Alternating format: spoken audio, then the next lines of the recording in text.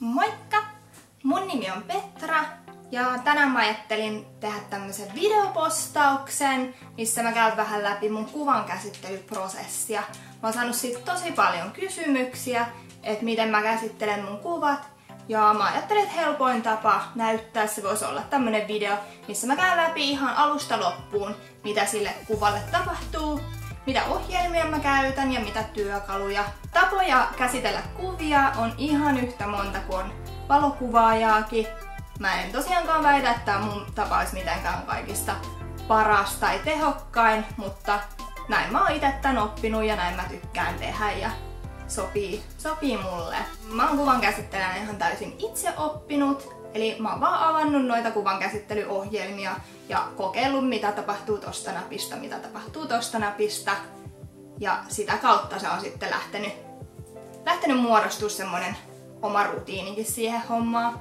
Ja mun mielestä paras tapa oppia on ehdottomasti just vaan rohkeasti kokeilemalla niitä eri toimintoja. Mulla on tietokoneena tällainen Applen MacBook Pro ja ohjelmat, joita mä käytän on Adoben, mulla on Bridge, jolla mä valitsen kuvat, sit mulla on Lightroom, missä mä teen semmosen peruskäsittelyn kuville ja sit Photoshopissa mä teen vielä viimeistelyt, jos tarvii. Kaikille kuville ei tarvii tehdä, joidenkin kuvien kohdalla riittää vaan pelkkä Lightroom-käsittely. Mut nyt mä näytän sekä Lightroomin että Photoshopin. Itse video mä en oo kuvannut varmaan 10 vuoteen, joten siksi tää on vähän tällaista jäykkää tää oleminen tässä. Ja siitä editoinnista mulla ei ole niinku mitään hajua, mitä siitä tulee. Osaanko mä edes, mut kokeillaan. Eiköhän lähdetä sitten käsittelemään kuvaa. Ihan ensiksi mä aloitan sillä, että mä valitsen kuvat Bridgessä ja tähän videolle mä olin jo valinnut valmiiksi kuvan, jota mä lähtisin käsittelemään. Eli mulla on auki tässä työpöydällä nyt 2 kuvaa. Toinen kuva on se, joka on se kuva, jota mä lähden käsittelemään. Ja sitten toi toinen otos on semmonen, mistä mä otan pienen kohdan ja myöhemmin liimaan tohon toisen kuvan päälle. Eli sitten kun mä oon tehnyt kuvavalinnat, mä otan kuvat ja avaan ne Lightroomissa.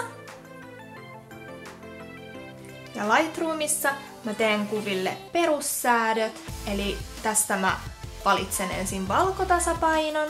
Sitten mä säädän ton valotuksen kohdilleen, kaikki nää huippukohdat ja varjot ja muut. Sitten seuraavaksi mä lähden käsittelemään noita yksittäisiä värisävyjä. Eli tässä työkalussa pääsee vaikuttamaan noihin yksittäisiin värisävyihin. Tässä ensimmäisessä kohdassa niin määritellään se värin sävy.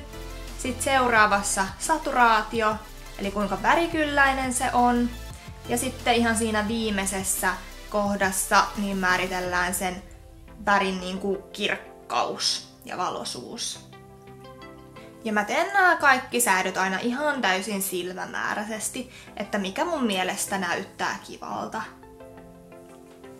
Ja nyt kun mä teen näitä sääntöjä tähän kuvaan, niin mä keskityn vain ja ainoastaan tähän hevoseen ja tohon taustaan, koska tää ihminen käsitellään pois myöhemmässä vaiheessa, niin sillä ei ole mitään väliä, miltä se näyttää tällä hetkellä.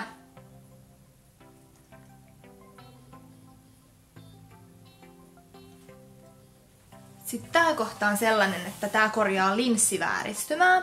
Niin kuin tässäkin näette, niin siinä alkuperäisessä kuvassa oli aika tummat reunat. Niin sitä klikkaamalla tää ohjelma itse se osaa lukea sen, että millä objektiivilla se kuva on otettu. Ja sitten se sen oman profiilinsa mukaan tekee siihen aina tollasen korjauksen siihen linssivääristymään. Se on ihan tosi kätevä ominaisuus. Sitten kun mä oon saanut nämä kaikki perussäädöt kohdilleen, niin sitten mä teen vielä tällaisen yksityiskohtaisen säädön tähän pelkkään hevoseen. Eli mä vähän laitan siihen enemmän tollaista lämmintä sävyä ja ihan pikkasen kontrastia. Sitten mä tuolta kopioin noi kaikki asetukset ja länttään ne tähän toisellekin kuvalle.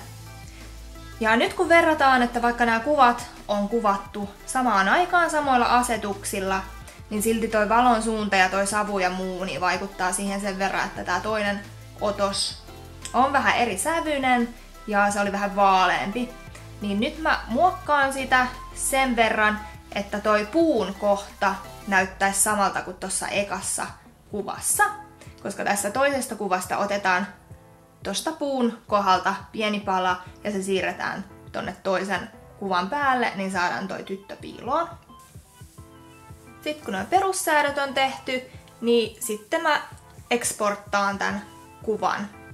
Sitten kun me ollaan saatu noista molemmista kuvista JPG-tiedostot tuohon työpöydälle, niin sit otetaan ne siitä ja avataan tonne Photoshopiin. Eli ihan ensiksi mä kopioin ton kuvan taustatason ja teen tollasen uuden kansion, mihin mä sitten pistän kaikki ne layerit, joita mä käsittelen. Ja sitten seuraavaksi mä siirryn tuohon toiseen kuvaan ja leikkaan siitä palan ja laitan sen tähän tämän varsinaisen kuvan päälle. Sitten mä katon, että se tulee hyvään kohtaan. Eli seuraavaksi mä teen siihen tasomaskin ja kätkemällä kaiken se menee piiloon ja silloin tuolla näkyy tollanen musta tuolla ton tason vieressä. Eli musta aina peittää sen kuvan ja nyt kun mä väritän valkoisella värillä siihen päälle, niin sit se tulee sieltä näkyviin. Ja sit jos mä teen virheen ja haluan sen takas piiloon, niin sit vaan mustaa päälle.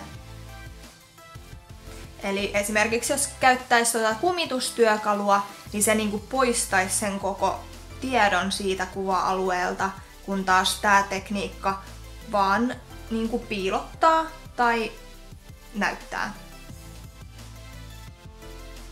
Sitten mä alan poistamaan näitä naruja ja muita turhia elementtejä. Tässä mä käytän siis 2 työkalua sekaisin.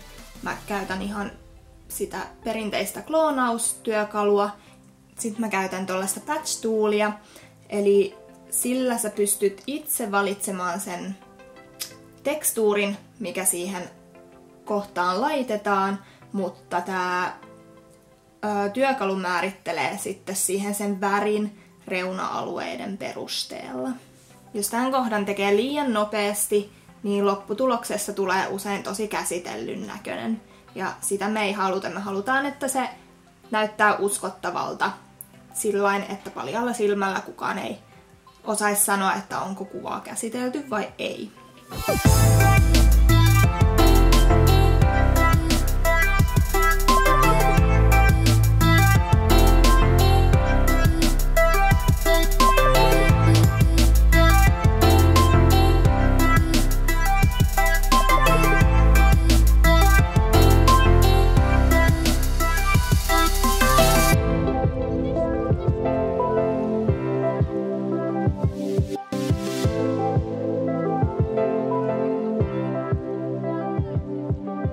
Kun ollaan päästy tuosta narusta eroon, niin sitten aletaan poistamaan näitä suitsia tältä hevoselta.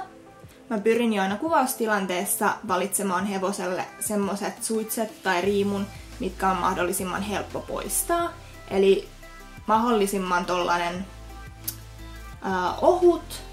ohut riimu ja mielellään ei kuolaimia. Mä oon parhaimmaksi todennut pelkän turpahihnan, mihin kiinnitetään sitten liina, koska turpahihna on ohut ja siinä ei ole niitä kuolaimia. Ja se tulee semmoiseen kohtaan, mistä se on yleensä aika helppo poistaa.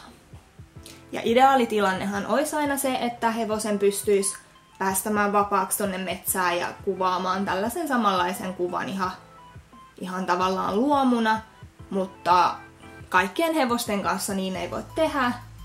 Ja tääkin hevonen oli sellainen, että oli pakko pitää narun päässä, niin silloin tää on se tapa, millä tällaisen kuvan saa otettua. Noin. Eli nyt sieltä on saatu se tyttö ja riimu ja narut ja kaikki pois. Sitten poistetaan vielä täältä nurkasta tällainen kameralaukku. Eli ihan täysin samaa tekniikkaa käytetään tässäkin.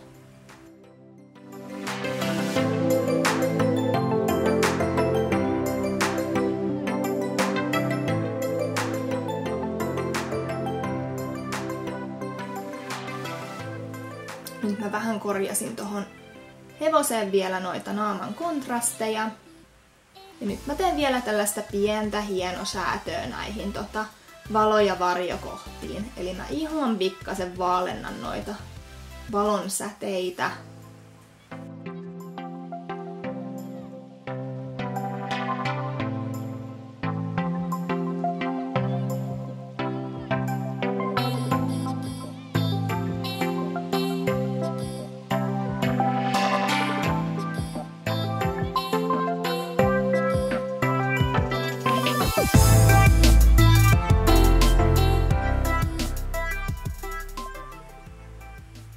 Lopuksi mä teen vielä pienet hienosäädöt väreihin ja katon, onko täällä vielä jotain yksityiskohtia, mitä täytyy käsitellä.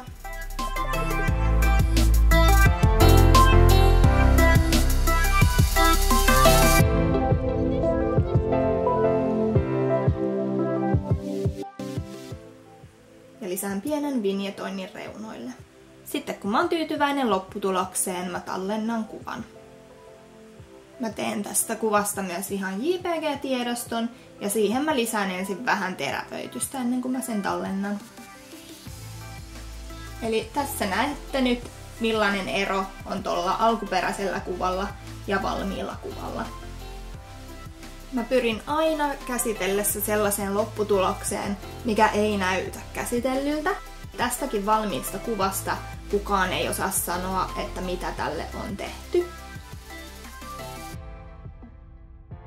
Eli semmonen oli mun kuvan käsittelyprosessi. Toivottavasti tykkäsitte videosta ja ehkä te opittekin jotain uutta. Tämän kuvan tekemiseen meni 38 minuuttia, eli yhteen kuvaan saa kyllä ihan reilusti upotettua aikaa, jos homman tekee näin tarkasti. Jos teillä on jotain kysyttävää, niin viestiä ja kommentteja saa laittaa. Mutta nyt mun on pakko lähteä tallille, niin nähdään ensi videossa. Moi!